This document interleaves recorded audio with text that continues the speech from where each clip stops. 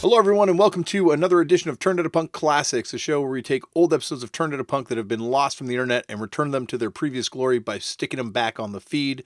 You can find this podcast on YouTube, TikTok, Instagram, Facebook, and all other forms of social media. Well, that's pretty much it. At Turned Out a Punk. You can find me on Twitter or Instagram at Left for Damian. I play in a band. More information can be found at fuckedup.cc. Now sit back, relax, and enjoy another TOAP classic.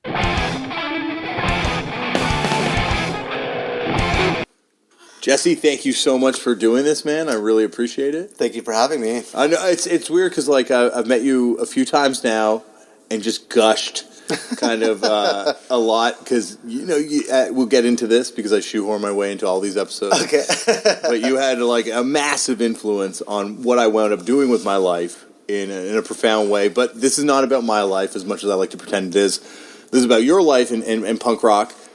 How'd you get into punk rock? Well, I got into punk rock, I guess, my first exposure to punk rock would have been through my parents. My parents had a lot of punk records. My parents have a lot of records of all genres. My parents weren't punks, but they loved punk rock. I mean, they would have been, they weren't kids when punk came out. They were middle-aged when punk came out, and I was born when they were middle-aged. But they loved it, and but because no kid can grow up loving what their parents love, I had to find other things that I loved. So I discovered heavy metal, which I loved, but I always loved the rockier side of metal. Like I loved Faster Pussycat and Motley Crue and the glamier stuff. Yeah, Hanoi Rocks was one of my favorites. I like the glamier stuff, and at some point in time, I remember hearing. I think I heard Megadeth cover the Sex Pistols. They covered Holidays in the Sun, I believe. And I remember hearing Skid Row covered Megadeth too on some sort of it was like a benefit for cancer research, some compilation. I can't remember, but Skid Row. And I thought that's the best song I ever heard them did. And I remember talking to my mom and being like, "Who's the Sex Pistols?" Well, I got their record. And my mom, gave me Nevermind the Bullocks. And then, and I loved it because everybody loves Nevermind the Bullocks. It's an unbelievable record. But then she gave me the New York Dolls first record. And I actually didn't like the record as a whole, just because I was in grade 7, and it was maybe a little bit mature for me, or the nuance of it just wasn't obvious to me. But I love Personality Crisis. I love the first song, and I heard that, and I thought that's what Faster Pussycat and Poison and all these bands, especially on their first albums before they kind of became more cock rock. I was like, that was clearly the influence, and I was keen on it, and I got into the Dolls more later on. So yeah, I think that was kind of like heavy metal led me to punk rock, and a lot of my peers, like my bandmates when I was a teenager, it was a similar story for them. How old would you have been at this point? I guess I was about 12 years old when I started becoming exposed to punk rock. I mean, I always knew it existed and stuff, but when you started kind of adopting it yourself a little bit. Yeah, and just accepting the fact that maybe I was into something that was older as well, because the first punk bands I got into would have been Ramones, Sex Pistols, New York Dolls, and actually not the Clash so much until I was actually a little later on. But that's funny because that comes up a lot on this podcast. That whole thing of, and it seems like I like the Clash, but I really love the Sex Pistols. Yeah. And it seems like you either are drawn to one or the other. Well, I think a lot of people resist the Sex Pistols because of their immense popularity that kind of goes against the attraction of discovering something obscure that you can find in punk. But at the end of the day, whether the Sex Pistols were major label sellouts or whatever they were, Nevermind the Bullocks sounds super punk, and lyrically it's certainly punk, and and I mean it's genre defying, if anything. I mean, they didn't invent it. I guess when the Ramones first came to England, John Lydon was so starstruck, he was he couldn't even speak to them because he was like, oh my God, my heroes are here, But they definitely codified it in a big way, and they ran with it, and they also the mainstream exposure that put it into the limelight of everyone else on earth is a major feat, because it's offensive, Yeah, absolutely. There's some questionable lyrics on that record, but it's challenging in a way that obviously now it wouldn't fly. but it's challenging. Like, it's not offensive to just offend you necessarily. Well, probably at some points at times I think definitely by the second record it is too. Yeah, for sure. But it's also good rock and roll. Unbelievable rock and roll. Yeah. Sorry, I didn't mean to cut you off there. But, no. Sorry. So after getting into sort of these bands, what was your first kind of exposure to the idea that this carried on? Because I guess you're around my age, so this would have been the 90s. Yeah. What was your first exposure to local bands or newer contemporary bands that were kind of doing the same thing? It was the local all ages scene, really. Like, I'm trying to think here. I guess the exposure to the local scene, if I recall correctly, was Andy Dixon, the guitar player in d.b.s, with me as well.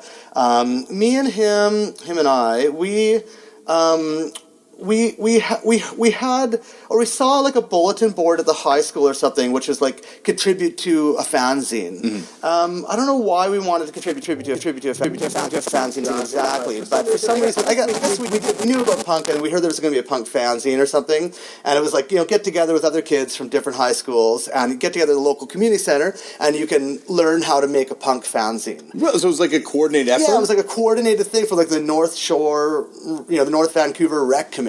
Wow. And so we got there, and when we got there was a bunch of kids that were like 1 year older than us that had already discovered cool underground punk, and they were like, wow, this, like, I was 13 and Andy was 12 or whatever, right? And we showed up, and they were like, oh, you guys like the Sex Pistols and the Ramones? Well, you really got to hear Jawbreaker and Fugazi, check out like some stuff that's more underground. And we went, we'd already started playing music and stuff, but we were like, of course Nirvana was an influence, and, it was a little bit punk because that's, what we could pull off, and it was also a little bit metal and a little bit grunge. We didn't know what we were doing and hadn't fully solidified our interest musically that way. But anyways, we want to do a show, and this really awesome woman who's still very much a part of everyone in Vancouver's life, a woman named Trish Kelly, who's a political activist in Vancouver, and has had a lot of she's just a very, very important person in the Vancouver community to this day. Well, she was there, and she was like, well, I'll book your band. It's going to be my birthday. It's my 16th birthday or whatever it was, and I'm going to do 5 bands for $2, and your band can open. And we were like, awesome. So we recorded, a demo on a cassette deck. So was this d.b.s. part? This is d.b.s, yeah, our first show. So I guess we were already playing. How did you come together with d.b.s? How did you meet everyone? Well, we all went to high school. We all went to elementary school together. Yeah. So both Paul and Andy and I, we all were into heavy metal together. I guess we became friends because those guys were all 1 year younger than me. They still are 1 year younger than me. But I was in grade 5 and they were in grade 4, and like those two guys liked heavy metal and I liked heavy metal and no one else did because we were super young, right? Everybody else liked the New Kids on the Block. Yeah. So naturally we became friends, and and just started watching the Power Hour on Much Music. Back then it was the Pepsi Power Hour.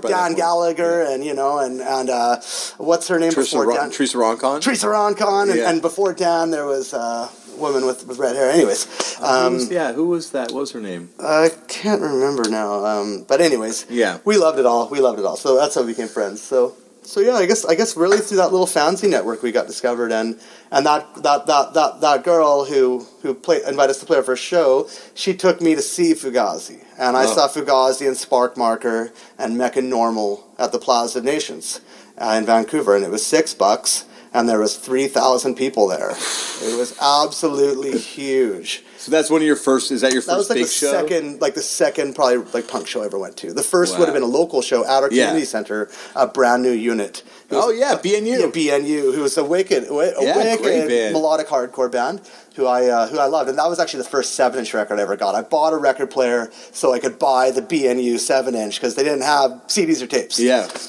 My friend came to Vancouver when we were kids, and he's like, what do you want me to pick up? And obviously we're super into you guys, and Gob had just come out by that point, so I'm like, BNU, brand new unit, because I seen the video on the Wedge. Sweet. And he got me the thing. But anyway, go on. Super sweet. Yeah, so that was our first show, and we were, moshing and going crazy. Yeah. We were just like, holy shit, this is just great. And that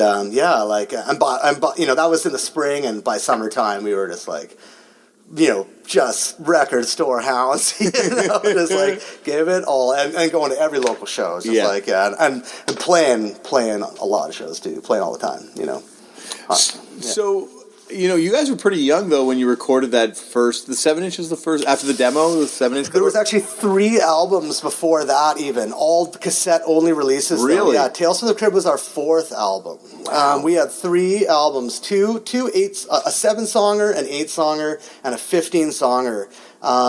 They are all on our. I created a Bandcamp page for it last year. Those are all there too? They're all on there. Everything. They were limited to I think it was 100 copies of one tape, 50 of the other, and 400 copies of the final tape before we made a real CD. We had been recording, like, we were 15 when we made Tales from the Crib, or 15 and 14 maybe, and we'd been recording since we were 12, 13 years old. So what's that process of making your first tape? Like, how'd you know, like, because you're so young? Well, I think we didn't think. I think we wanted to open for Strain, a straight edge hardcore band that we loved. That Puss had put out records for too. Yeah, that's right. And I think that for some reason we felt that we needed a recording to do it. Or no, it was some other show that they wanted a demo and we didn't have one. And then my dad was just like, he just looked at in the back of the Georgia Straight. And, just like the local rag, and just said, like, oh, this place is, $10 an hour, it's $100 a day. And we'd already played 3 shows and got paid $100 each show. He's like, well, you guys can afford this one. My dad came and dropped us down at the recording studio. It was down kind of by the base of the Granville Street Bridge. And, Benny Carlos was the engineer, and he was super nice, kind of a weird dude, but kind of a nice dude. And upstairs there was like all this like seedy roommates as a house studio. Yeah. And like one of the guys was like, I don't know, shooting up and like just like a rough, just a classic rough like Vancouver punk rock scene. We went in there and just did it, and yeah, it was really fun, and I still think of a lot of the recording techniques he used and think about how it's so weird. Like, he had some weird ideas. And I never really, I remember one time working with Cecil English on our CDs, playing him the old demo tapes, because he never heard them. And his mind was blown. He was like, this guy's ideas are crazy. He's like, this guy's a genius. This is way better than anything I've ever done for you. He was just like, this is the coolest shit ever. Now I got to check out these Bandcamp recordings. It's all there. It's all free. So anybody wants it, all our music is free. So if anybody's interested, just go crazy. One of the big defining things I think about a lot of the lyric writing, especially on Tales from the Crib, and even the imagery that you kind of used, was like the graffiti, the hateful graffiti about you guys in school and stuff like that. When did that start for you guys? Because was it when you're 12 and 13 getting into punk rock, or is it a little later on? Obviously, it's a short window here we're talking about. But. Well, elementary school kids, all kids are cruel on some level. Elementary school kids, though, tend to not be too hateful, in good circumstances. Teenagers begin to develop a sense of identity amongst themselves and are looking to define themselves from one another, and therefore, use their ego to act out, different behavior to try to find where they fit in society. And this isn't wrong, it's wrong if you hurt somebody, but it's not wrong to be that person. And I never actually felt persecuted in high school or anything like that. But I think it was just kind of like there was people that we thought in our, young, also arrogant, and ignorant minds, we thought that they were, that their opinions of people or their opinions of life were less than ours. And so when they would tease us for whatever differences we had to them, we'd choose to shame them as much as possible and we had quite a lot of friends, like, despite the fact that we were like, like the outcasts of the school. There was a lot of outcasts in our school. We went to a really big high school too, 1,500 people. Like there was at least a few hundred that were. Is that where that gym show video of you guys playing is happening? And there's it's like so many kids. It's like a gym. It's like a hometown show. I doubt it. I don't because I don't remember ever playing in our. We did play in our high school one time. We played out in the courtyard one time at lunchtime, but we never. I don't remember us ever playing in the gym. Right? It's like some big hall. Anyway, sorry. Yeah, I don't know. I would have to look. Yeah. Okay. Sorry. Oh, no worries. Sorry. You're playing in high school. This wasn't as much of an issue. Yeah, it wasn't too much. I think some. I mean.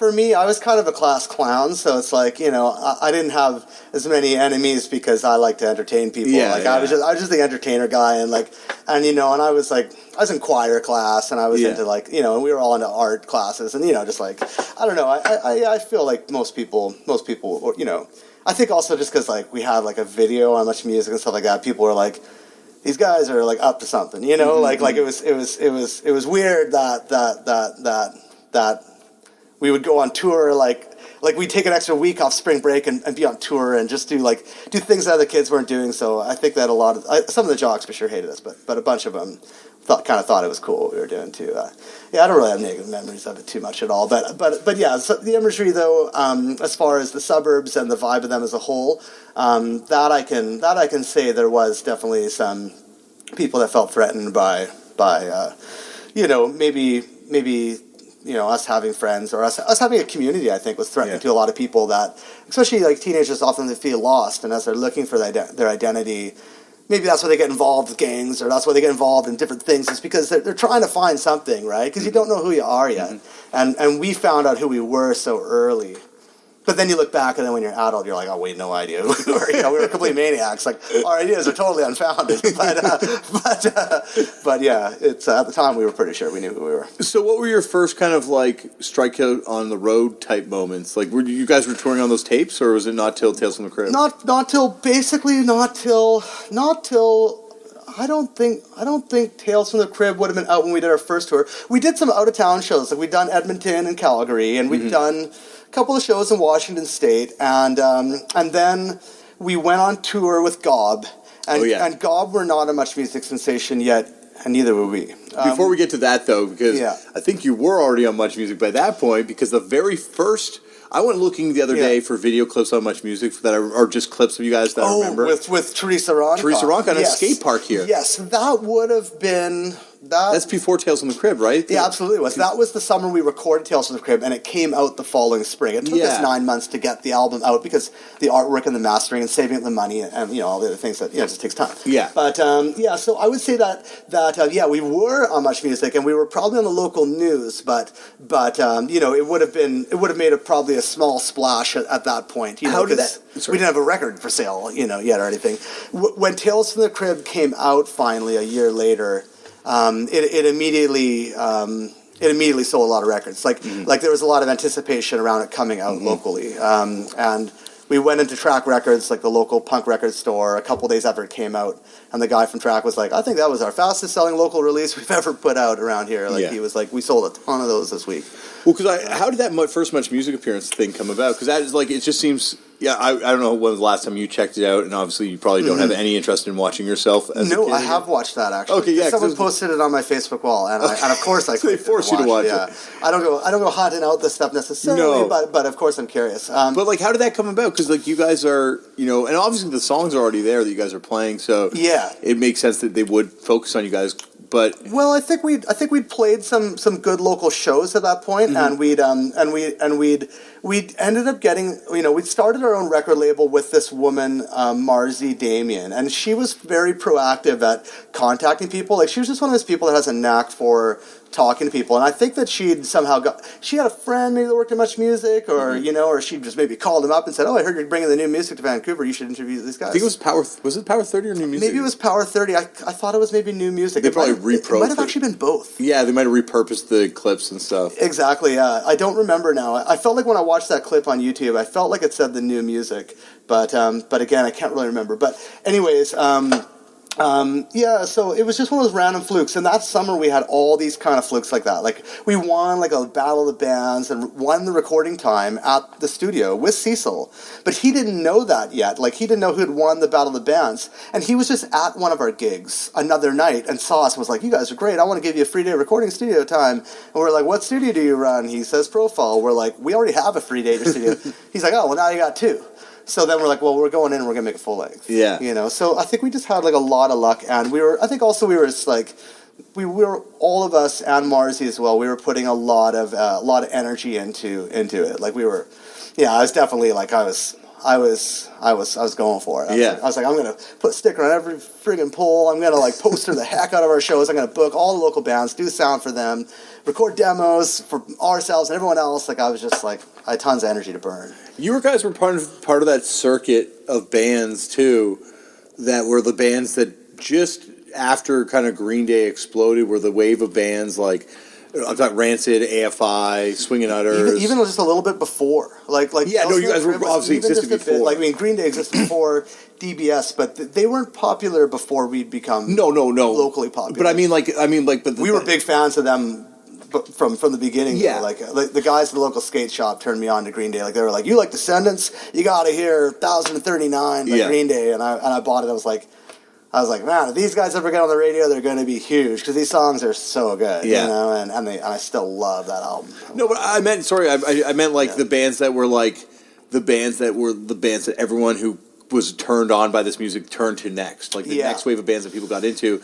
When did that network start? Like, when did you start playing with AFI and Swingin' Utters and Rancid? Well, actually, we would have played with AFI, and Swingin' Utters. We played them both at the same time. Both those bands came up to Vancouver, and they didn't have any fans really in Vancouver yet. Or I think some of the street punks knew about the Swingin' Utters, but AFI were definitely nobody knew about them. They were a brand new band. They had been touring their first record, and they were they needed a local band to play with, and someone said, "You guys should play at d.b.s," and we booked 3 shows for them. We did a bar show with them, and then we booked them at the local skate shop, and at a record shop, and we played an all ages show at a skate park, and we did 3 shows with them. And then they're like, "Well, whenever you're down in California, you can come crash with us, come stay with us," and we took them up on the offer. We hit them up. And Rancid, we met them. That's actually a really interesting story. If there's time for it. Absolutely. We were playing with AFI at Gilman in Berkeley, and AFI were already the biggest local band. They were they'd bring 400 or 500 people at Gilman, like a packed show. If anyone who hasn't been there is a packed out Gilman. Yeah, it's it's a 300-person company. Yeah, for sure. And so we got to open for them because we'd hooked them up in Vancouver. And then we didn't have a place to stay after the show because for whatever reason, I don't know why. And or it might have even been that we were there again a month later. I don't know what it was. But we didn't have a place to stay, and we looked in Max and Rock and Roll because they had crash pads listed, people that would be willing to let you crash if you didn't have a place to stay. So we actually just, at 2 in the morning, we called this crash pad number and said... And the guy was like, "Yeah, totally, come stay." And we come, and the guy lets us into the door, and we go, and we start lying and putting our sleeping bags on the floor. And then this guy shows up, and this woman, and they're like, and the woman was like, "Oh, I think, are you guys from Vancouver? You guys are d.b.s, right?" We're like, "Yeah." She's like, "I'm Justine from Whorehouse of Representatives from Seattle. We played together a few weeks ago." And I was like, "Oh, hey." And then I was like to the guy, I was like, "Hey, my name's Jesse. What's your name?" And he goes, "Oh, I'm Lynn." And I'm like, "Oh, are you from Rancid?" He's like, "Yeah, I'm from Rancid." I was like, "Oh, sweet." He goes, "Yeah, Brett from Rancid lives here too." And their house was just a local crash pad house. And then we ended up talking with them, and they were super nice, of course. And he was just like, "Hey, next time we come up to tour Canada, maybe you guys should open for us." And I was like, my mind is being blown because they were my favorite band. This is pre-Let's Go, right? This would be just Rancid self-titled? This is right when Let's Go came out, actually. Okay. I saw Rancid on the on the Rancid tour. Yeah. Actually, I saw them after their first 7-inch, the Lookout 7-inch. They came and toured Vancouver just before Rancid came out. Okay. And that was the summer I really got into punk rock. Wow, okay. They played at the Hastings Street Community Center, right across from the P&E, right by where we are right now. Yeah. And I saw them with the Ripcords, Rancid and the Ripcords, and it was awesome. And I loved both the bands, and I bought both their 7-inches. And Ripcords is pre-Tribe Called Red. Is it? Jay played in Ripcords for one of the lineups. No way! Yeah. I did not know that. Yeah, it all comes back to punk rock. Interesting. All right. Yeah. And then the Rancid album came out 2 weeks after that tour, or maybe it was already out and I didn't have the money to buy it. Whatever it was, I got it a couple weeks later, and it's my favorite album. So I love it. I loved it so much, actually, that Let's Go was actually a disappointment to me, even though it's a great album, too. Yeah, I can see that. Rancid's a harder-hitting record. Oh, man, I just love that album. So, was Tales from the Crypt out by this point? Or? Yeah, no. That would have been the summer we recorded it, so it would have come out a year later. So but Tales from the Crypt was out for sure when we stayed at their house. Yeah, okay. Oh, yeah. Yeah, we would have been just about to put out the second one, probably. Okay. Yeah. So back to Tales from the Crypt. So that record comes out, and I remember reading an article in Chart magazine about you guys. Mm-hmm. I remember you played a song, I think, live on the Wedge? Yeah, we played live on Much Music. Maybe Yeah. 2 songs we played. Two with songs, Sookie yeah. and Lee. Yeah, Sookie and Lee was those. I think it was the Wedge, and it would have been just kind of shortly into her tenure at Much Music. Yeah, she would have been probably 1 year in or something like that, or 2. Yeah. Yeah, she's really nice. Oh, absolutely. Did you know her from out here? Because Bob's your uncle? I knew the band Bob's Your Uncle, but I was never familiar with their music. I'd seen their posters around town. Yeah. You know, I knew who they were, and I knew that it was a Vancouverite that had taken over the show or started the show. What was that tour like across Canada for you guys as kids? Like, it was. Who drove? I did basically all the driving. I was the only person who was 16. Everybody else was 15 because I'm a year older. Yeah. So I drove, and this woman, Marzi, who put out the records, she drove. And, and she was maybe 19 or 20 or something. How did Neffer Records, I guess before we get to She started it. It was her thing, and this other woman, Cheryl, and, and I helped out too. And we were kind of the first and only band on it for a while, and Gob did a 7-inch on it. And then they did a couple of other records that didn't, that might have, they did a band with the keyboards. They had like a piano or keyboards as like the main instrument. I remember. Maybe it was no, it wasn't Itch. Itch. That was Network. They have the Cowards, but not Cowards, and not the local Vancouver band that's currently called the Cowards. Yeah, just a band Cowards. that back then was called the Cowards, and they were talented songwriters, but I'm not sure if the record really took off. So the 7-inch is the first release on Neffer, the Snowball 7-inch, I guess? Yeah, it was. And then Tales from the Crypt kind of comes out. Totally. And actually, probably the Snowball 7-inch, the first Gob 7-inch, which came out, the first Gob 7-inch, and then it would have, probably, maybe the Gob 7-inch was called Soda, maybe? I don't know, wasn't Soda? Was it the one with the green giant on the cover? Or it was the one with the green giant on the cover? cover. Or a penis, like a giant dildo. Dildozer. It was Dildozer. That was the one. Yes, thank you. Yeah. That was the second Gob 7-inch. The green beans was the previous one, I think. I think it was the second Gob 7-inch. And Gob took us on tour. And that was our first tour. You opened for Gob on that tour? No, we did a different tour even before that summer. Oh, okay. We toured to California for 2 weeks with Gob. They put us in their van, and none of us drove. We were 15 and 14 then, because my birthday's in May, and we went down over spring break, which is in whatever, it's April or whatever. Yeah. And we toured with Gob, and all of us in one van. And they were like, all their 20s, and even one of them was in their 30s. Yeah, the drummer was like in his 30s. Yeah, we were like 14 and like getting drunk as... Can I swear on this? Yeah, Getting drunk as fuck for the first time. Like the first night of the tour in California, we're just like sucking back, like 40s old English, puking everywhere, like just like killers on the loose. Like seriously, like just horrible young people. How did you meet those guys? Were they just playing local shows? I think that maybe it was through Neffer. I think that she wanted to put them out because Gob were just getting their career going. They were new. They didn't have a CD out yet or anything. Yeah. They I don't know why. I don't really know how. But I think it was just like, I think it was probably Neffer that was just like, oh, I'm going to put up both these 7-inches. And Gob had toured one time before. They'd done California like 6 months before. And they're like, we're going to do it again. And we're going to put you guys in the van. Wow. And we maybe we played together or seen each other live. But my parents like smuggled us across the border. I was going to say, what did your parents say? Gob brought all the gear the night before. Yeah. Oh no, Gob brought all the gear the second day. The night before, my dad put us all in his SUV and drove us down to Blaine and put us in a hotel room and just left. And it was like, see you guys. And we waited for Gob to sneak the gear across the. Oh yeah, they were going to go record, or maybe they had friends to jam with in Seattle, or whatever the bullshit. But before the internet, you could lie all you wanted. Yeah, before they could Google you. Yeah. Before Google, they could lie, and you could lie all you wanted, and there was no evidence to back anything up. Yep. But and then it all went according to plan, and we did it, and we were just assholes. So and he had a great tour though. We played with like a bunch of bands that we learned to like know later on, like.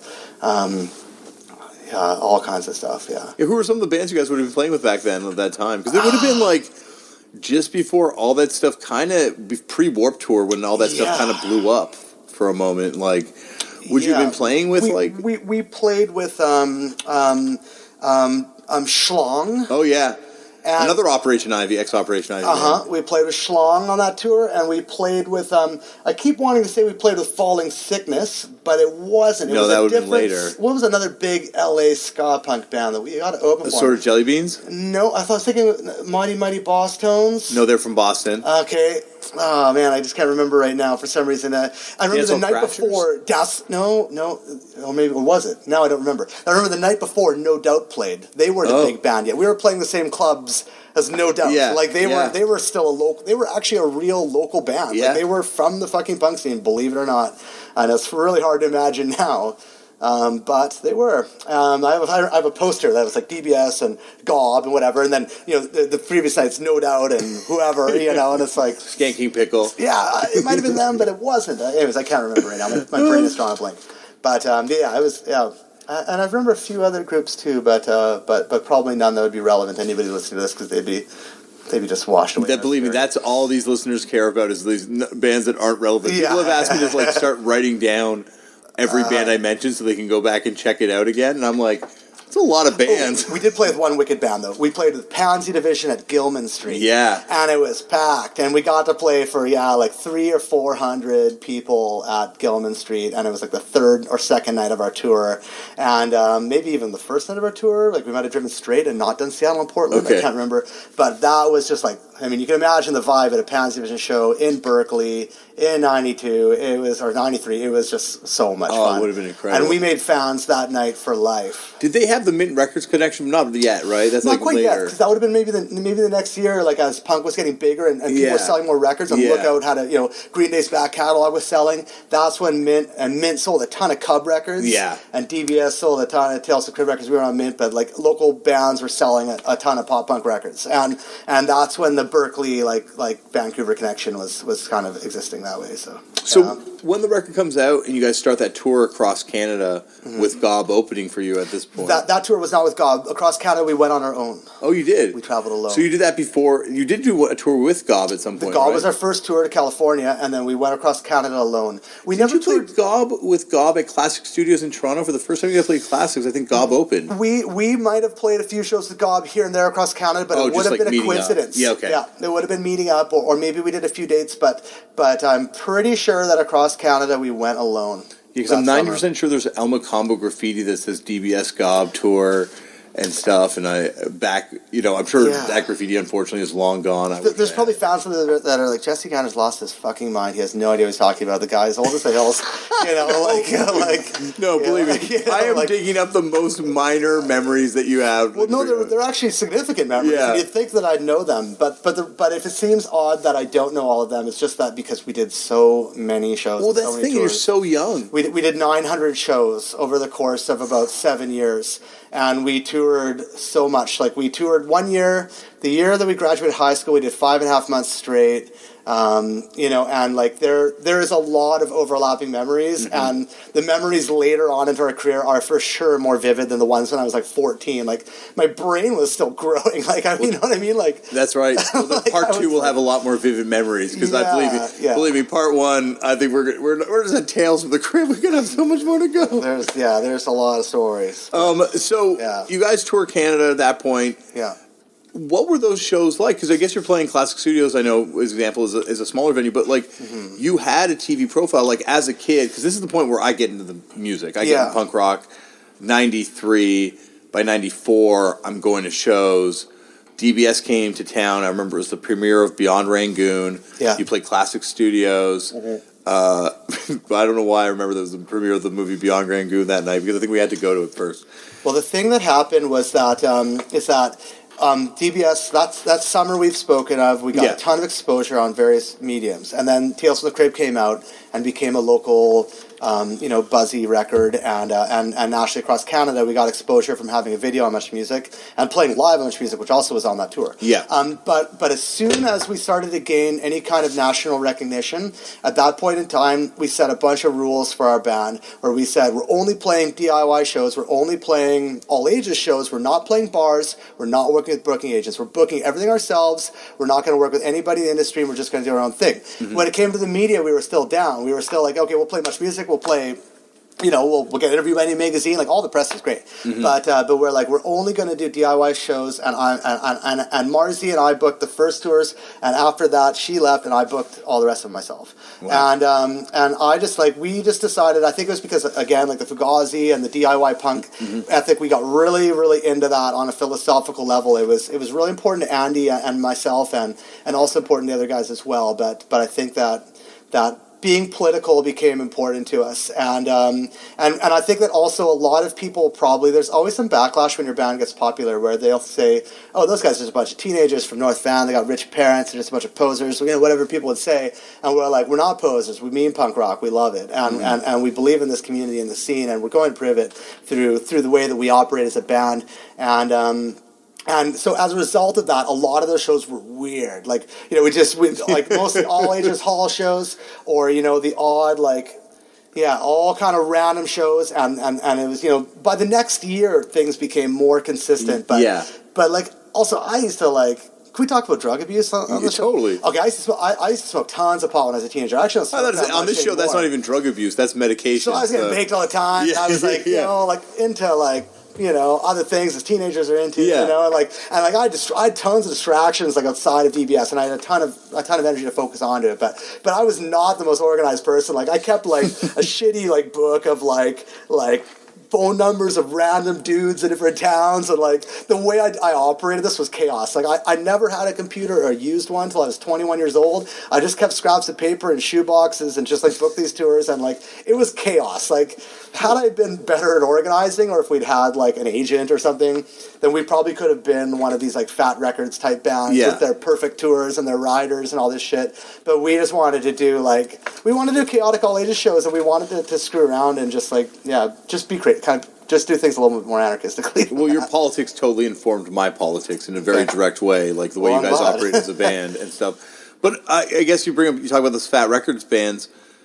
After Tales from the Crib kind of had success, did you guys get approached by a lot of those big major punk labels at that point, which are just kind of emerging, I guess, at this point? Yeah, surprisingly not too many. BYO approached us, and I really admired a lot of bands on BYO. I remember you were a huge Youth Brigade fan. Yeah, I love Youth Brigade. You guys used to cover Youth Brigade, right? Maybe we did. I don't remember if we did or we didn't, but we toured with Youth Brigade, and I really loved the Stern Brothers, and I used to watch what's the what is it now? I'm just Another State of Mind. Another State of Mind. Okay, I idolized that, and Another State of Mind was an influence to me too, because I remember just seeing them tour Canada DIY in '81. I loved it. Did you know that they were Canadian then? No, I didn't. They were actually from Toronto. That's crazy. Yeah. I moved to LA.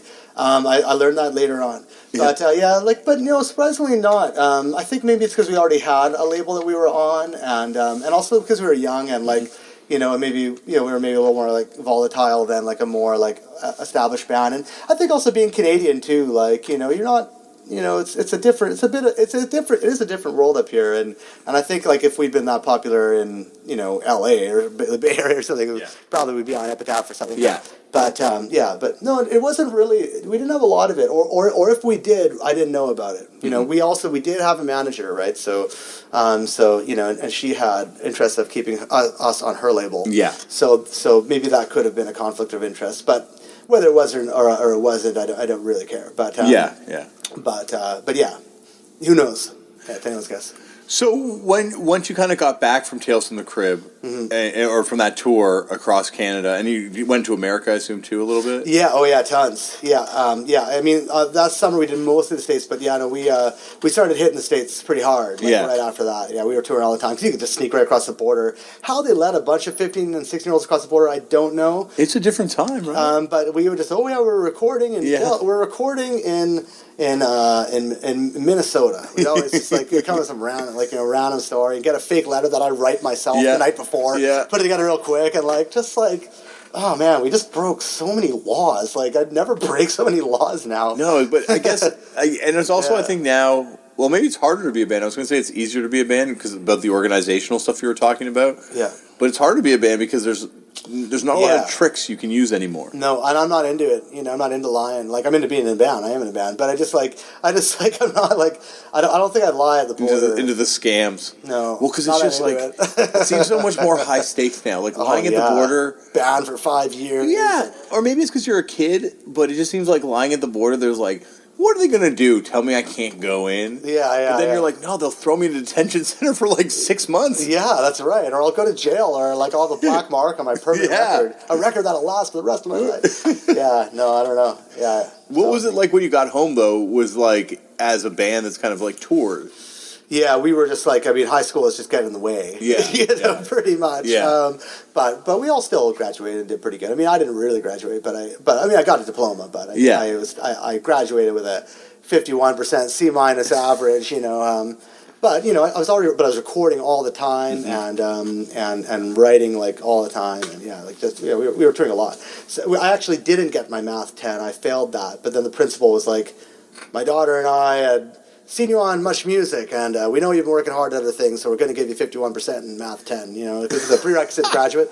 That's the best perk that anyone... He gave me my high school diploma. That's the best perk anyone's ever gotten from Much Music. Totally, yeah. But no, it was just we were doing stuff all the time in Vancouver too, and getting out for weekends. We'd go to like Vancouver Island back then, because right after that, Green Day exploded, and like every small town anywhere had a punk scene with 200 punks. Like it was like literally there was times we'd play Vancouver Island where we not just Victoria or Victoria and Nanaimo, but Courtenay, Comox, Campbell River, Duncan, like the places the rest of us don't know about. Sydney, like we're actually playing like the towns in between the towns. Yeah.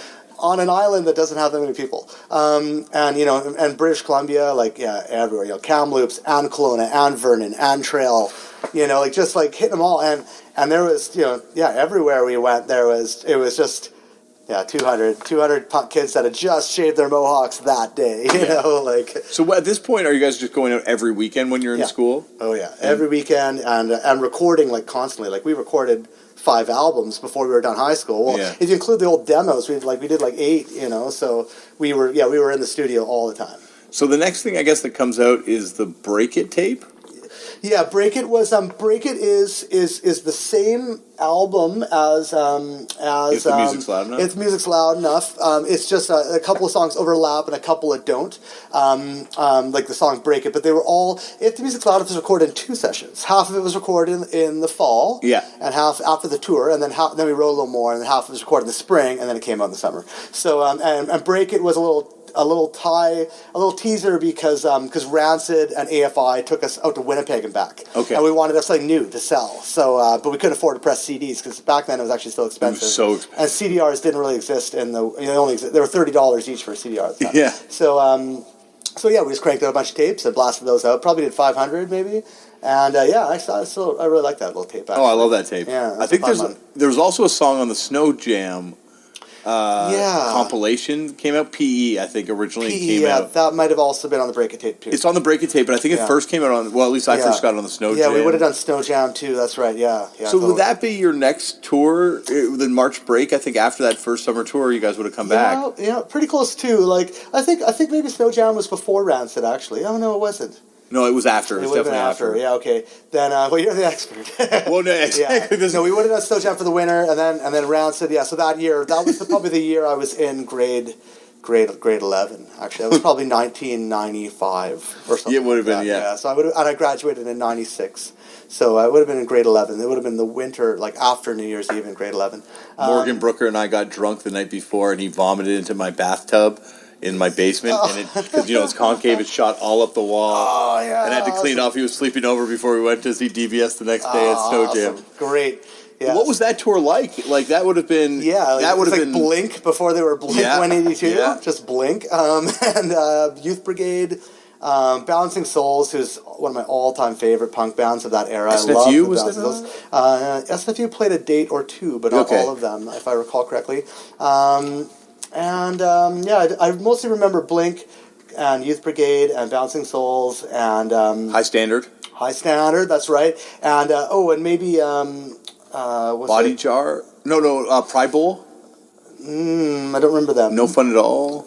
No, I don't think so. Or maybe was it Noise for Name, or maybe it was Legwagon or Strung Out. It was one of those skate punk bands. I don't remember which one though. No, I think it was 10 for Pole and Noise for Name. 10 for Pole, that's who it was. 10 for Pole, yeah.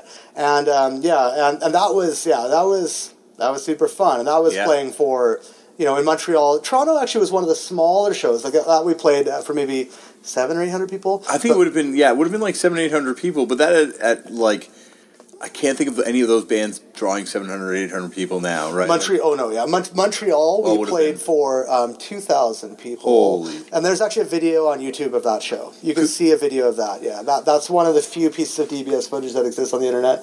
That would have been, Snow Jam, it was like a Montreal, kind of like a company promotion of Greenland. I think so, yeah. And it was like meant to be kind of the winter equivalent of the Warped Tour. That's right. Yeah, totally. And it was really big. Quebec City was also huge. Playing like a upstart like hockey arena.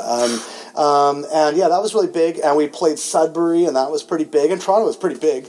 And it came to Vancouver, but Vancouver was already kind of getting past a lot of those kinds of pop punk bands. Like we didn't play the Vancouver show for one reason or another. We weren't asked to play it, but.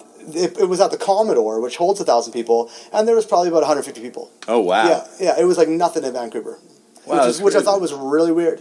I don't think it was weird. I actually sort of expected that it would be smaller, because I was keen on what people were into. But yeah, people were, I think at that point in Vancouver, were getting more into hardcore, into pop punk. They were kind of growing from there. I think maybe pop punk hit Vancouver pretty quick too, because like Green Day was touring here all the time, and like before they were famous, and pop punk was pretty popular. And here. the pop punk got taken up differently here. Like it wasn't so much that kind of like skate punk. It was vibe. less that kind of thing. Yeah, like bands like Strung Out, Legwagon, Noise for Name. Those bands were a little less popular. Yeah, it was more minty kind of stuff. Exactly. Like people were a little more into the Lookout records. Yeah, like more like either like kind of crustier pop punk or more bubblegum. It was the land of the smugglers, right? Yeah, exactly. That was more like what Vancouverites were into. And I remember going to Toronto and like seeing all the skaters that like, and I thought, like SoCal has a bigger influence on Toronto and for sure on Montreal than I felt at Vancouver. Vancouver, I felt had more of a Berkeley kind of influence. Yeah, like, definitely. Yeah, Rancid and bands like that. So after Snow Jam, you guys kind of get back, and then I guess like the next thing I would have seen you guys on, which would have been the following summer, and I guess once again you're just playing weekends still, kind of leading up to that summer. Yep, totally. And also, spring break was a week long, and it's got a week on either side, so it's 9 days. So we would take an extra week off. We would talk to our teachers and be like, "Give us an extra week because we're doing this thing." Yeah, and they allowed us, and that meant that we could do like 2.5 weeks in the middle of March too. So, and then you guys kind of came back, and I guess it would have been Falling Sickness and Anti-Flag, right? Yep, totally. Yeah, we toured with Anti-Flag and Falling Sickness we toured with Anti-Flag for 2 months. All of Canada, I think we did 3 weeks across Canada, and then 7 weeks in the States. Like we did the entire Eastern Seaboard, Florida, the whole South, heavy California, into the Midwest, back across into the Midwest, up. And then we drove back, and then did Vancouver, and we went across Canada again, to Winnipeg, and then drove back. Yeah, that summer we did 2.5 months of touring. You also played in Toronto, I think, for a week, because you did like 4 or 5 shows. We did a ton. Yeah, we parked ourselves in Toronto for a whole week. Played Spiderland Acres, that crazy punk fest. That's right. Yeah, Spiderland. Oh, I saw things that night that I've never forgotten. That is one of those places, Spiderland Acres, where I don't think it happens anymore. But when you walked in and people were offering you anything, it was like something that would happen in downtown Vancouver. Oh my God, yeah! I saw a guy walking around, he jumped on the hood of our van, we're driving through the Spiderland woods to get to the stage, and then it's like a man jumps on the hood of our car or our van. He's completely naked, and his genital warts have grown to the point that they've swallowed up his penis, and it's just a mound that looks like cauliflower protruding from his groin, and he's on the hood of our van, and I'm looking at his overgrown genital problem, and I'm just thinking, what makes that happen to a person? And he's like a demon on the van, trying to scratch through the glass, and I'm like, what? You guys are 17. I was like, what is happening? Yeah, this is a bunch of 17-year-olds touring in a bread truck, if I remember correctly. Yeah, I just remember being like, okay, now I know why my teachers wanted me to read Lord of the Flies to prepare me for this scenario. High school matters. I get it now. Yeah. So, it was gross. That would have been, really gnarly. I've never forgotten it. I don't know where to go from that. Yeah, exactly. It's been 20 years, and I still remember. Oh. He was 17. Oh my God! Looking out the window, scared shitless. So by this point, are you kind of getting into different types of stuff musically? I remember talking to you. You were really into Crimp Shrine. Crimp Shrine is one of my all-time favorite bands. Crimp Shrine at 15 were like those were like my favorite. Yeah. Bands. Yeah, like I loved them, and Descendants were my all-time favorite. But like Crimp Shrine 15 and like, yeah, I was really into that. I really I like pop punk when it's a little rougher. You know? Like I love that. I always have. You know, when it gets too clean, it isn't my favorite. Do you like Leatherface and stuff? Yeah, I love Leatherface for sure. Yeah, especially Mush. I love the album Mush, and Jawbreaker, easily my top 5. I love 24 Hour Revenge Therapy. It's one of my all-time favorite albums. Heavily influenced the d.b.s. and more, and things got on, and we started experimenting more. You know. Yeah, and, I was going to say, when did you guys? Because I guess the next time I would have seen you in Toronto would have been, I guess it would have been almost a year later. Yeah. You came back, and I saw you.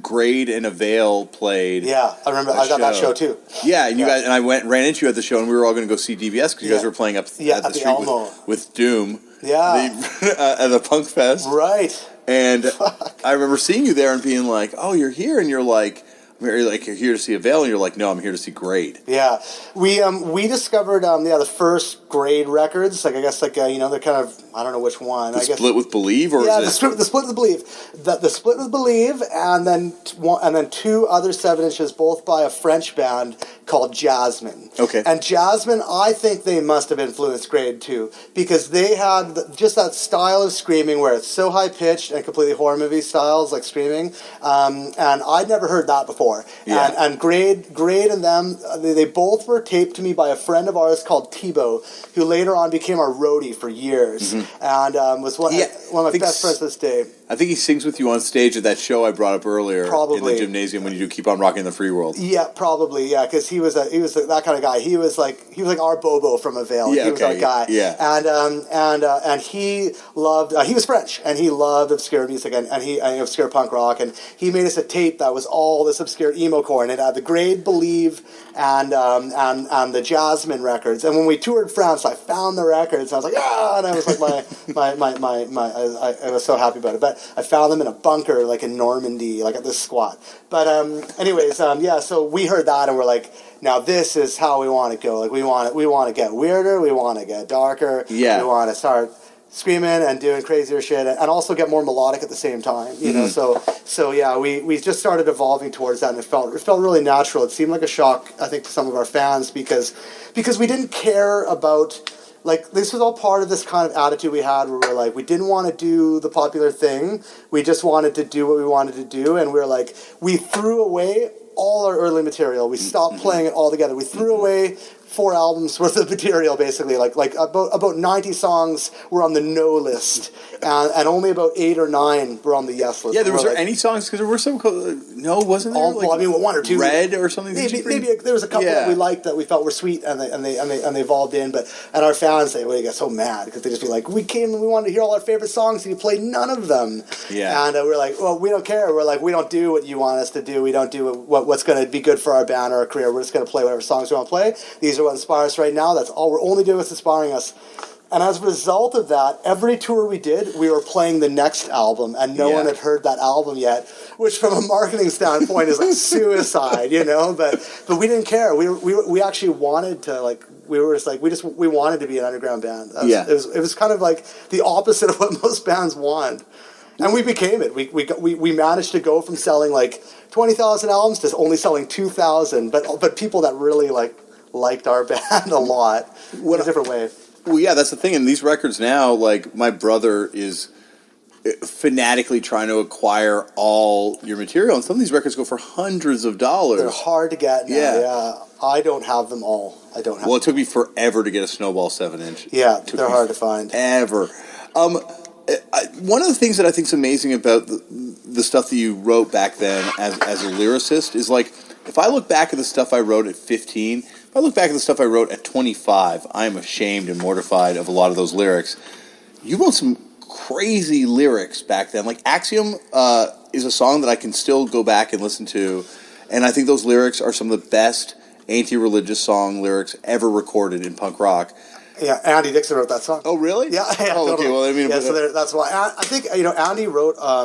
We both wrote a lot of lyrics, but I think that particular tune though is for sure Andy. Yeah, I know for a fact. Yeah. So what were you guys' influences as lyricists back then? Because it was a lot more political, but also like it was more personal than like a propaganda or someone else was doing, right? Blake Schwarzenbach for sure was a big one. You know, like I used to just read his lyrics. You know, just like I buy the job record, I'll just read it. You know, like I loved it. And my favorite, probably like my favorite lyricist, or one of my favorite writers, period, is Aaron Comet Bus from Comet Bus Fanzine, and he was the drummer in Crimp Shrine. But he was also the drummer and songwriter in Pin at Gunpowder. Yeah. Billy Joe Armstrong was the lead singer, but Aaron Comet Bus was a songwriter. And did he sing also in Crimp Shrine on some songs? Like, it's not all Jeff Ott, right? Like, it's not always Jeff Ott. Yeah, it's probably him sometimes too. Yeah, I can't remember which ones are which. I don't know if I could. They both like are like.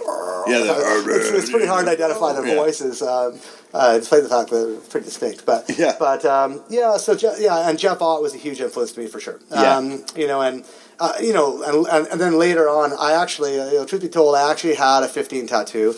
It's right there. Really? Yeah, you can still sort of see it. Yeah. It's covered up now.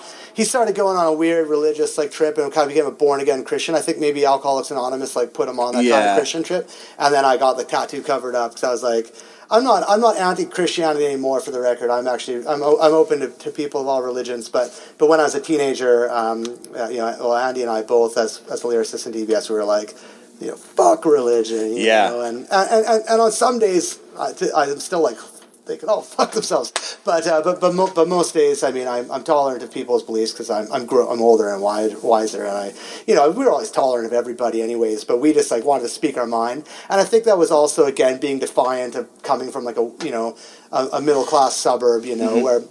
And North Van is not that white, Vancouver is not that white. Like, there's a lot of white people here, but there's a lot of kinds of people here, and there's a lot of people with a lot of different religions in my high school. It was not a Christian place. It was definitely, it was an anything goes school. But for us, whatever it was.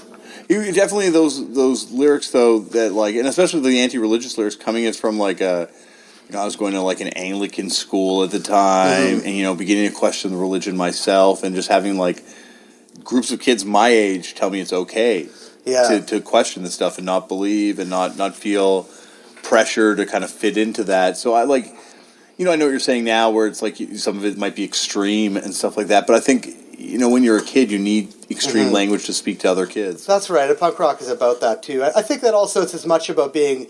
It's probably more about being anti-establishment than anti-spirituality. And I started, as my musical taste became more diverse as I got older as a teenager, I started to discover music from other parts of the world where spirituality is inherent in the music, and a lot of that music is actually what I listen to most of the time now. So a lot of the music I listen to wouldn't exist without religion. So and that makes me. And then you travel more and you go to countries where people live in different ways. Once you get outside of the Western world a little more, and you start to see how people live in the Muslim world or live in different kinds of countries that have prominently different faiths, you begin to realize that it's not so black and white. Life is very complicated. Society is very complicated, and religion serves purposes that serve different things for different people too. So yeah. I mean, I think that's what I don't want to go on a tangent here, but that's what makes me so angry about Canadian rhetoric and media right now, especially with the Conservative government of Canada demonizing Muslims and making them out to be terrorists, is that it's so fucking immature. And it's just really, you think that religion defines someone's ethics as an individual or makes them a criminal? It's like Mr. Harper, go see the world and come back and see if you still think that, because it's childish, and it's. If he was singing for d.b.s, except that we weren't racist like he is, then maybe we could be that radical. But as a grown man, Jesus Christ. Well, that's the thing. It's it's lame. Well, it's just a lack of understanding. It's just ignorant. It's ignorant. Most people grow up and their minds open and they become wiser, not become narrow-minded like squinty little morons. But anyways, luckily we didn't suffer that, and we ended up becoming open-minded people when we grew up, despite the fact that I think that some of those lyrics are a little, I mean, they were inspiring at the time, but they're also, to some people maybe, but I probably wouldn't write them now, I guess. No, I know, but and I think that's the thing is it's funny because as we get older, the music stays the same, right? And it's always there, but it is, yeah. I don't know.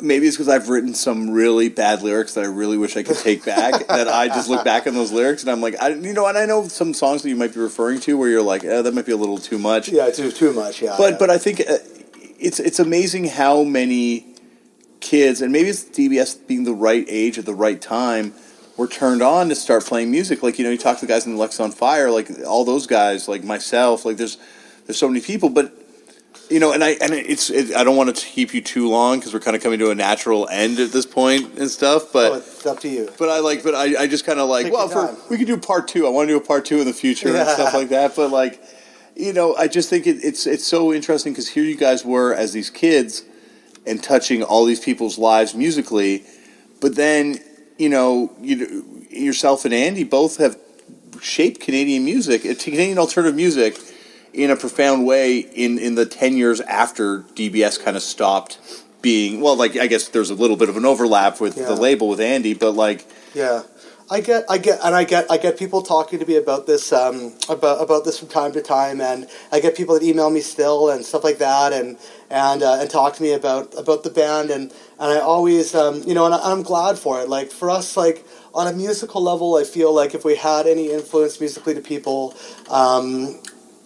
then I think that a big part of why we were, this isn't to rob us of credit of being an original band, but I think that a lot of it was that also we were really into collecting records, which is a big thing. Like, when we would go on all these tours, every day we'd hit the record store. Like, we were all like, Andy and I, we were record nerds, and we bought a lot of othesr 7-inches, and some of these bands never made it to Vancouver, never made it to Toronto, never made it anywhere to Canada, and we, like I was saying about this French band Jasmine, and we'd take influences from their styles and reincorporate that into our style and blend it with what we were doing, and talk about the lyrics that were relevant to being a youth in Canada in the 1990s, and that just like, and people would hear it and be like, what is this, and be really stoked, and then they would take that and move it forward. And when I listen to bands like maybe Alexis on Fire would be a good example, actually, I can hear that their influences are the same things that our influences were. And if they were influenced by us, and if we were a method of them getting through to that, then that's awesome. I mean, and that was us too. I mean, I another one of my all-time favorite bands was Husker Du. Yeah. But a lot of my friends in Vancouver were influenced by Lifetime. And Lifetime was influenced by Husker Du. Yeah. And I was lucky enough to have older brothers and parents that were hip and stuff. So like I was already in Husker Du. I was in Husker Du. Yeah. But most people, being from the middle '80s, it's like you're a teen in the 1995. You're not necessarily going to listen to them. Now everybody knows them. But like bands like the Replacements and Husker Du were influential to me, and I put that in our music. Like, Tales from the Crib to me was our Replacements. Sorry, Ma, I forgot to take out the trash. Yeah, and that's what that meant to me. And I think that would be one thing if you guys hadn't, if that's where the influence stopped. But Andy with Ache Records putting out DFA 1979, Hot Heat, and all the other kind of stuff he put out, like that's that first part of this decade. That's the alternative music in Canada. And now, like, and you're obviously working with bands then, but even now, like White Lung, Japandroids, Pack AD, you're kind of working with, certainly from this city, a lot of the cream of the crop of the current wave of alternative music. Yeah, so I mean, I just hope that I can always be involved in modern music, like, it's funny, like, when I'm producing music, to go there, it's like, well, I just think, I can't help but have whatever influences I have, like, every knob on the record, every knob on the console is being twiddled by me, and my brain tells... My brain and my ear talk to one another, and they decide when that has reached the point that it's sweet. But the influences for me, like, so I'll listen to a record that I've done, is what I'm trying to say, and I'll be like, oh, I know this. I was totally robbing on this old record that I love, but other people haven't heard, and they think it's modern. Like with Japandroids, the Brian's guitar sound, I've gotten multiple emails being like, what is Brian's guitar sound? How did they get that?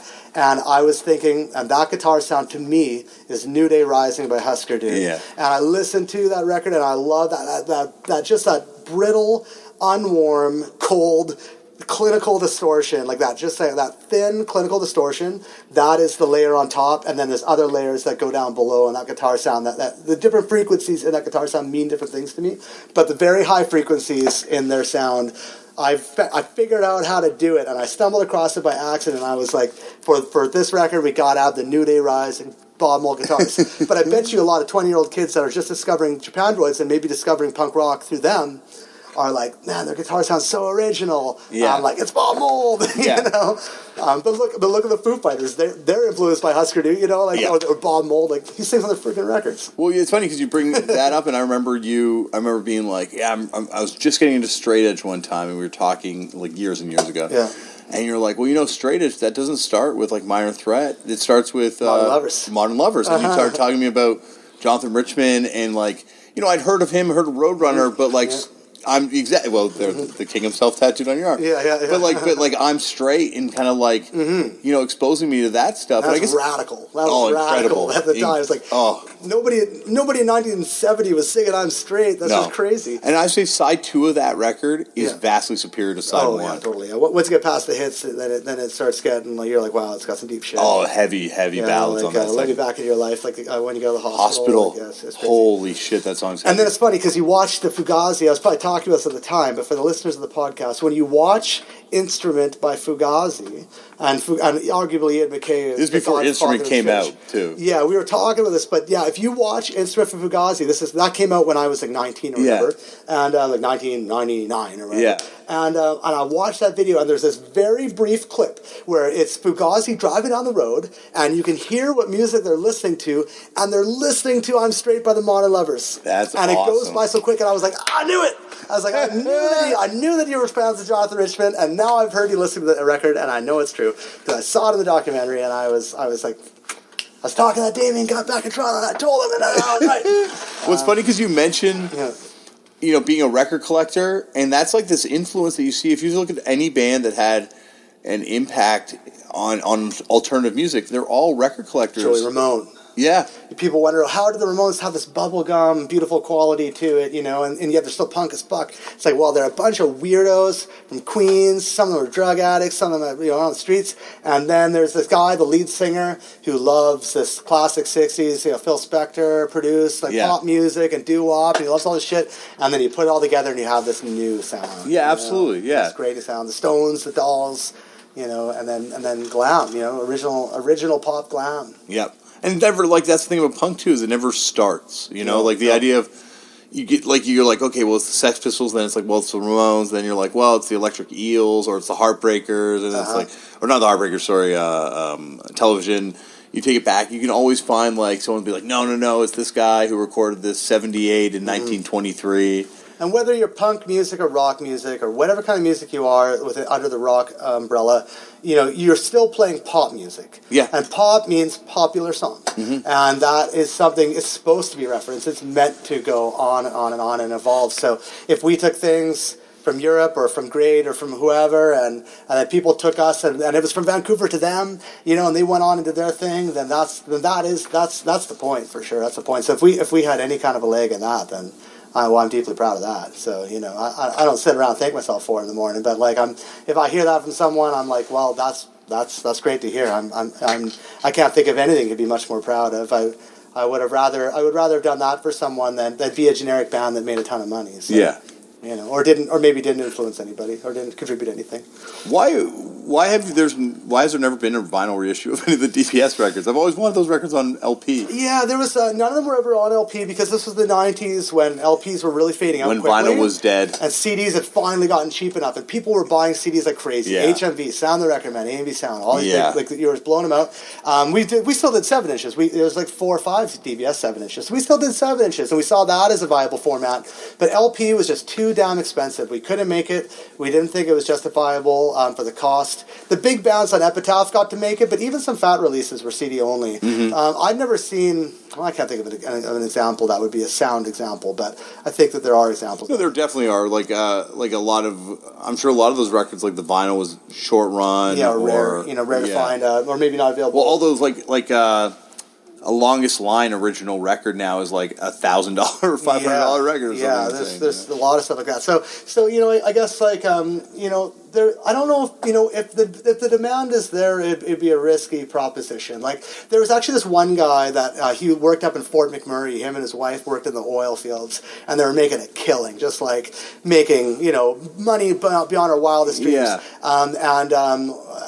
And they had a ton of money, and he wanted to sink a bunch of money into d.b.s and pressing everything on vinyl. He wanted to do a box set, but the problem with that is that, well, that guy is a flake. And then the other problem with it is that I think that him and his wife split up, and I think that maybe she was the one that was making a ton of oil money. I think maybe he was more spending the ton of oil. I think he was spending the money. Yeah, he had the TV. I've still never seen a bigger TV. But but yeah. So there was talk about that. But yeah, and for me, it's like okay, maybe I would break even on my investment, but even if I did, I don't want to do the work. You know, like it took me 3 years just to get up thinking about it, just to get the initiative to make the Bandcamp site to give it away for free. Yeah. And I don't ever want to make any money off d.b.s because it was our politic of the day to only play $5 shows, only all ages shows, and only work with DIY kids and not make money. That was our politic. We didn't want to make any. So we were just like, so to make that now, as so many bands reunite and do, I'm glad that those bands do that. I'll go pay $35 to see them.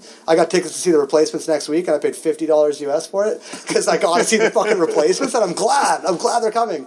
But I just I don't want to be that kind of band for us. I would rather us be this weird, obscure band that people still sometimes wonder about or talk about and find the records on Discogs or whatever. And and I put it all up there for free so that people can have the music. So that was what I wanted to do. And actually people donated, and I made about $150. So I actually owe Andy and Paul and Danny and Ryan, I owe them all $30 each right now because of the money I've stolen from d.b.s. So I owe those guys beers. Well, yeah, and it also leaves the market open for my d.b.s cover band, which I'm forming with a bunch of people in Toronto that I've been threatening to form for years now. I'll be at the show. Okay, good, awesome. I'll be stage diving. I might make you sing a song or two with the mic being thrust in your face at that point. I'll sing it from the audience, but I couldn't get on stage because that would break the rule. The violation. It'd be a violation. But I'll fly out and be at the show. I'll even pay $50 to go see the d.b.s cover band show. Well, this is the cash grab. I'm going to make more than you did off the Bandcamp already. That's right, totally. Because I definitely know a lot of kids in Riverdale that would pay more than $50 to see that too. So I'm going to make tons of money off this. I guess, just to wrap up here, one thing I did want to ask about, because you guys did put a split out with them. DOA, was DOA a band that played a role in you guys? Absolutely, yeah. Because Joey Shit had put out Some Boys Got It, Most Men Don't. That was the first release on Sudden Death Records. Yeah. And part of our record deal with them was they took us to Europe, and we opened up for DOA for 6 weeks in Europe, and we played 44 shows. 44 shows and 45 nights. Whoa. We had one night off in Rome, and we played in 14 countries and 44 different cities in 6 weeks. Was that your first time in Europe? Yeah. Wow. Yeah, first time being off the continent at all. Yeah. Yeah, for any of us, actually. Oh, maybe Danny. Oh, no, he was there because it was Ryan. I don't think any of us had ever even been outside of Canada or the United States yet. Wow, so that must have been a crazy experience to go on. Yeah, it was so crazy to me. Like, I was probably 19 and the guys were 18. The other guys were 18. I probably just turned 19. Or no, I was actually 18 and they were 17. Whatever, we were out of high school. But yeah, it was so crazy to me that I actually don't remember hardly anything of it, despite the fact I remember all these things before it, because I was just absorbing so much information that I wasn't actually smart enough to absorb it all. Like, I can remember all the countries we played in, but I can't remember all the cities. Like, we played 9 shows in Germany. I can remember about 5 of them. Well, so you're just seeing the back of a club a lot of times. Oh, it's just like there's so much, and also smoking so much hash too. Yeah, for sure. Like, that definitely was hard on the memory, for sure. And also drinking a ton of delicious German beer. So yeah. Good tour. What about Nardwuar? When was the first time Nardwuar would have interviewed Nardwuar's you? always been along with us in our career. Yeah. So actually, a lot of these questions, really, Nardwuar should be here for the interview to clear up the. Well, believe me, Nardwuar is an interview unto himself. I think I want to get to. Yeah. I know I want to get to. Nardwuar's been in my life my whole life.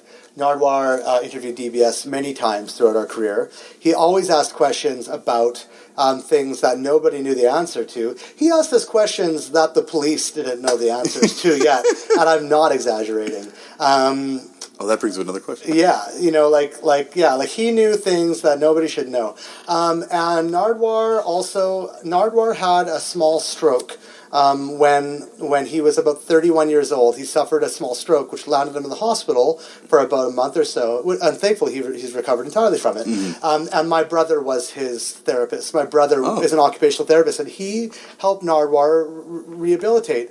And when Nardwar's mother was in the hospital because she was very, very ill, my grandmother had fallen down the stairs and she was in the hospital very, very ill. And they were in the same room in the beds beside one another. And it's my family and Nardwar together again. Wow. Again in the hospital 5 or 6 years later.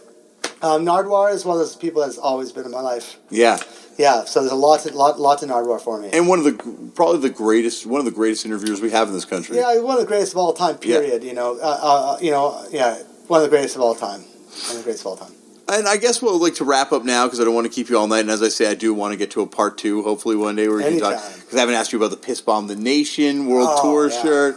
I haven't asked you about the anti-flag split. There's so much stuff, and then also all the stuff after that as well. But I guess wrapping up is this where you thought it would go, like as far as music goes? Because you're like one of the few people that really has lived your life in music. Yeah, it is actually like for me it was like, because again, like coming back to like d.b.s, I think that maybe we could have made a career out of it at some point, at least for a while. But because of our politics, we chose not to. And for the record, I don't think there's anything wrong with that now. That was us being extreme DIY punks at the time. But I always loved recording. I always wanted to be a recording engineer, and making albums was one of my favorite things to do. Throughout high school, I recorded tons of albums. Like just on cassette or on 8-track reel-to-reel. I recorded the early Submission Hold records. Really? East Van, yeah. I did Garlic for Victory. A lot of that was pressed on vinyl. I recorded that when I was 16 years old. That is crazy. I had no idea you did that. Me and Steve McBean from Black Mountain and James Farrell from Bison all put our gear together and recorded that record, and I mixed it and did the drums, and James did the guitars. That record must have sold like something like 30,000 copies. I don't know, yeah, who knows? But I did all that stuff, and I did d.b.s's last few records, and the Red Light Sting's first records, which is what Paul and Andy did after d.b.s, and I always loved recording, and I never really wanted to be a musician for a living. Like, I wanted to always be a musician, and I've never stopped playing music. I've played way more music since d.b.s than I've ever done with it, but I haven't put that energy that I have. Like, when I put a lot of energy into a project, I can make things happen. I am naturally motivated. It's one of the gifts I have, I think. But I just wanted to put all my motivation into recording because like this all comes back again to records. Like, I loved collecting them, I loved listening to them. If it came down to live records, or if it came down to seeing a band live or only having records, like if I had to choose between live music or recorded music, I would choose recorded music. I love going to shows. I love going to the bar. I like drinking. I like hanging out. Like, I like everything about shows, but I just like. I love records more. Like, in my darkest times, those records are what I put on, and they matter so fucking much to me. And yeah, so being able to produce records is what I love. And I still jam. I was at band practice last night. Still jam all the time. Got a new band, and I'm hoping I can put a lot of energy into this one. I'm feeling like I'm re-inspired to do that right now. It's I don't know. We'll see how it goes. I hope we can stick together and make lots of music. So. But I'm also really into the recording of that band as well. That's a big part. I have my vision for how I want the records to sound already sculpted out, too. So that's a big part of it for me.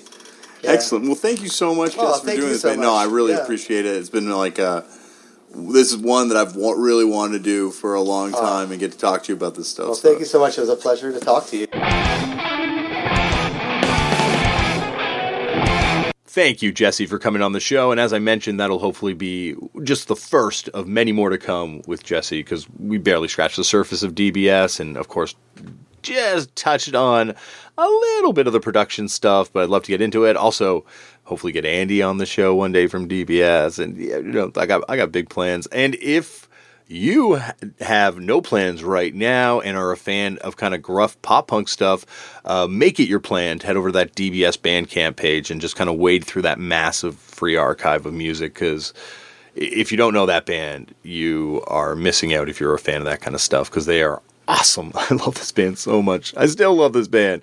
Anyway, Next week on the show, another band and another time that you're going to hear me kind of gushing like a fan again. It's Nate from Converge. Now, you've got to know Converge, and for those of you that don't know Nate, prior to being in Converge, which he's been a member of for years now, he was in Jesuit and Channel. We get into all that next week on the show, so please tune in. Go over to iTunes and subscribe to this if you use iTunes. I know a lot of you don't for whatever reason. So if you do, please do subscribe to this. Leave some comments and feedback if you are so inclined. Head over to fuckedup.cc to see tour dates and check out Super Snack Brothers and look forward to that thing that's going to drop soon from Vice that I'm doing, hopefully next week, but more on that next week. Fingers crossed. And I'll talk to you soon. Thank you very much for listening. Go out and make your own culture, because if an idiot like me is able to make this much stuff, you got to be able to do it too, because trust me, you got to have it figured out better than I do. Anyway, see you next week. Stay safe. Thank you.